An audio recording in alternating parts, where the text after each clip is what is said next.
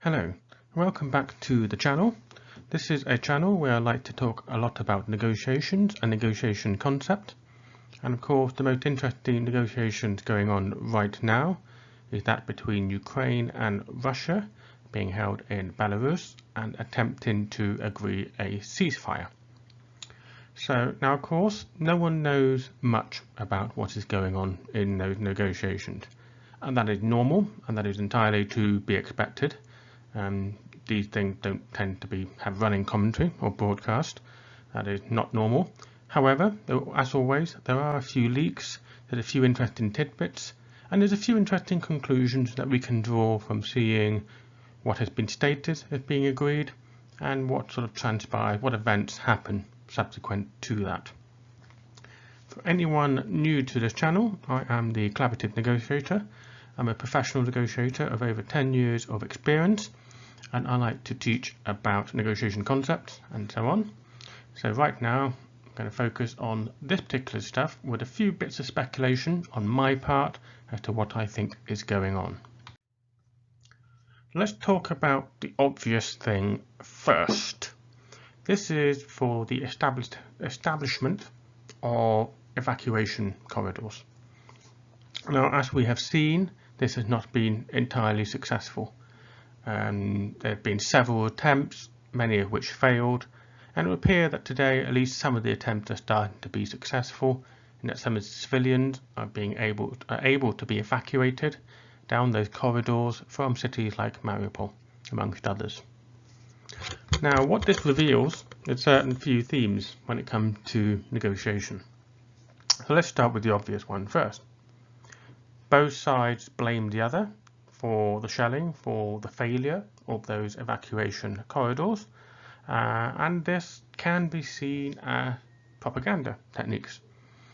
So what could have happened, and again I stress this is speculation, that the negotiators in Belarus agreed for those evacuation corridors, but perhaps with one or the other or both sides not intending to honour that agreement, and that when the evacuation or ceasefire would supposedly start, one side would then immediately shell the civilian to blame the others as a propaganda ploy. Now, this is perhaps a bit of speculation, and I know, of course, Ukrainian blame the Russians, Russian blame Ukrainian forces. I have to state my personal opinion that I consider it quite unlikely that the Ukrainians would have shelled their own forces. They would have had more to gain from the civilians being out of the harm's way, not cluttering up the streets, not taking resources, not needing to be cared for when they're injured, and so on. And of course, it is more in Russia's interest for those civilians to stay. So we can speculate that perhaps it was the Russians at fault here. But the question is, was it deliberate or was it accidental? Because one of the things that's important to stress in any negotiation is the ability to control the negotiations. And I talk about controlling negotiations a lot because this is one of the things that tends to undermine negotiators quite regularly. So a good negotiator can control the pace of events inside the negotiation room. They can control their emotion, their reaction, they can be prepared, they can have strategies, all that sort of thing. But that no matter how good they might be in the room, they may be completely unable to control what happens outside the room. And this is not just a hallmark of a war scenario. This happens in any kind of negotiation, including business negotiation. So imagine you are the negotiator, the business negotiation, you agree something with your counterpart, you then go back to your organization, your boss, and your boss says, oh no, change my mind, or we're going to do something else because of X, Y, and Z. You have lost control. Your ability to negotiate has now been compromised because someone else has taken that control from you. They've undermined your position. And this happens quite a lot. This is why I stress one of the key themes for any negotiator is to understand what is happening outside, including in their own organization, and to make sure that they control that, even if that includes dealing with senior people, because you need to make sure that they understand the plan and they follow it, not undermine it. So coming back to this example of the evacuation corridors, it is quite possible that the Russian negotiators and Ukrainian negotiators did negotiate those corridors in good faith. However, they were not able to exert that control on the ground. So, and again, speculating, Russian or Ukrainian commanders in the vicinity of those areas carried on firing, either because they hadn't received the orders to cease fire or refused to obey them. Who knows? But that is, of course, one of the reasons of negotiation failure, and I thought it worth highlighting that. Now, the final thing on this area that I wanted to highlight, which I thought was very interesting, was the initial Russian demand that the evacuation corridors would only evacuate the people towards Russia, toward the Crimea, the contested regions. Now, this may seem, they gave the reason of this being because they are nearer, that would be a nearer border, which of course is true. However, this is a very good example of what I call fake negotiation tactics. And the reason why is because this can be seen very easily that the Russian negotiators exploiting the situation to try and get those evacuated people into their territories. This gives them the control over those people, whether that's for hostage purposes or whether as leverage in future negotiations, or even just to legitimize the annexation of those contested regions. So of course the Ukrainians recognized this tactic was being employed and very much stuck to their guns and refused to accept that conditional agreement. So as I understand it, I think that was dropped, and so people were able to evacuate to wherever it is was safe with no particular pushing them in any direction. But of course I can be corrected on that if anyone has any more accurate information. So that was the evacuation corridors interesting, the negotiations, which I thought was interesting. Now moving to slightly wider reporting on the negotiations, supposedly Russia made 3 main demands. Now I have to stress that of course this is a bit speculative, this is based on what I've seen on tweets. However, it looks consistent and credible, it looks consistent with what Russia has already been demanding. So it would seem logical that these are their main demands at the current negotiations, as a precursor to a general ceasefire. So the first demand from Russia is that they get to appoint senior ministers in the Ukrainian government, including the Prime Minister. And weirdly enough, this actually comes across as a bit of a concession from Russia, because originally they wanted to get rid of President Zelensky entirely. So it would appear that they have backtracked a little bit on that, recognizing that that demand would be extremely difficult, that their original assumptions are no longer there, and so they will have to accept that he is the president, but of course try to kneecap him by putting ministers that they can control into the government.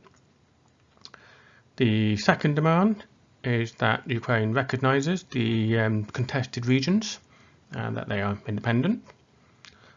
And the third demand is for Ukraine to never join NATO or the EU.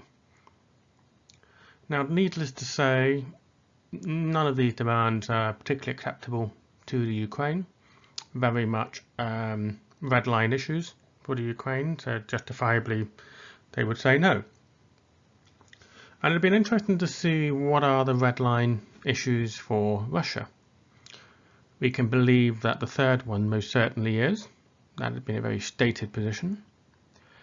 How much do they care about the independent regions? Arguably, maybe they care more about Crimea than they do about Donetsk and Luhansk. I don't know. But those are perhaps positions they could be made to compromise on. And I think for the first one, while they might want control over the Ukrainian government, I think even their negotiations are going to have to accept that as they are not winning the war, then it can be very hard for them to impose this condition upon Ukraine. So what we have here are two fundamentally opposed positions with very much clear water between them. So can they be bridged? Is there scope for compromise? And I have to say, as things stand at this point, I think the answer is no. These are red line issues for both sides. Neither of them can compromise on those red line issues without completely undermining themselves, their positions, particularly with their base. So I don't think these positions can be bridged at the current time. There has to be a change of circumstances, a change in the balance of power for the demands to be dropped, changed, whatever. Which brings me to the final thoughts. And that is, and I always forget about this anyway, probably because I'm just too used to it and I overlook it. But when it comes to negotiations, and this is no different in warfare in some ways, playing for time can work for you. Or outlasting the other side can also work. So this, I think, is the fundamental question that we now have when it comes to the negotiations between Russia and the Ukraine. Who has more time and who is able to endure for the longest? Because and I would argue that time is possibly on the Ukrainian side here. If they believe they can hold long enough for the situation to become totally untenable for Russia, then they can play for time.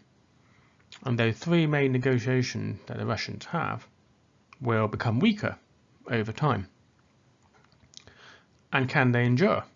That is the question. Can they sustain what they are doing? Can the Russians sustain what they're having to do in terms of the logistics, in terms of the losses, and so on?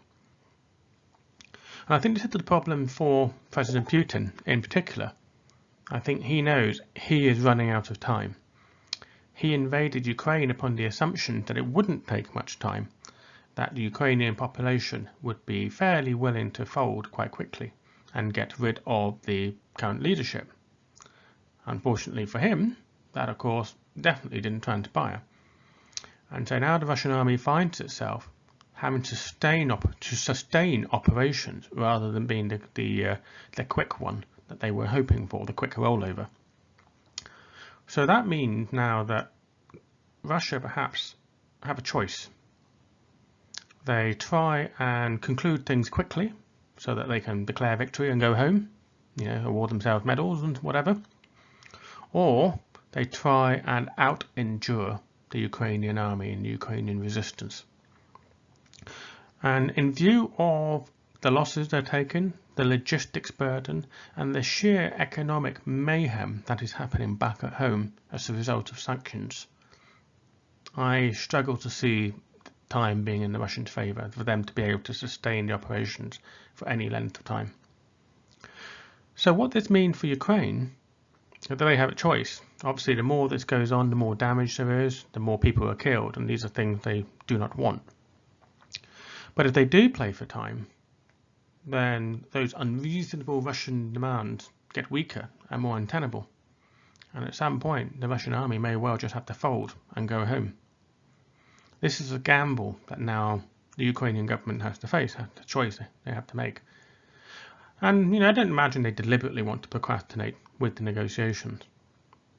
But if they stay very firm to their red lines and insist that they simply will not budge on those key issues, they're non-negotiable for them, there are other things they're willing to negotiate, maybe that point too, maybe they may give up and recognise Donetsk or Crimea, for example, they may compromise. But they don't have to, perhaps. And perhaps they can have the belief that given time, they will have those regions back as well. So it will be interesting to see what transpires out of those negotiations for the next few days and who feels like they have the balance of power. So I hope you found that video interesting. I just want to, as a final point, give my thanks to the people who highlighted the issue with the microphone. I put a new microphone in now, so hopefully that sounds a lot better. please do let me know if there are any residual issues. And if you like this sort of content, if you like me covering these negotiation topics in this way, then please do like and subscribe, and I look forward to seeing the comments below.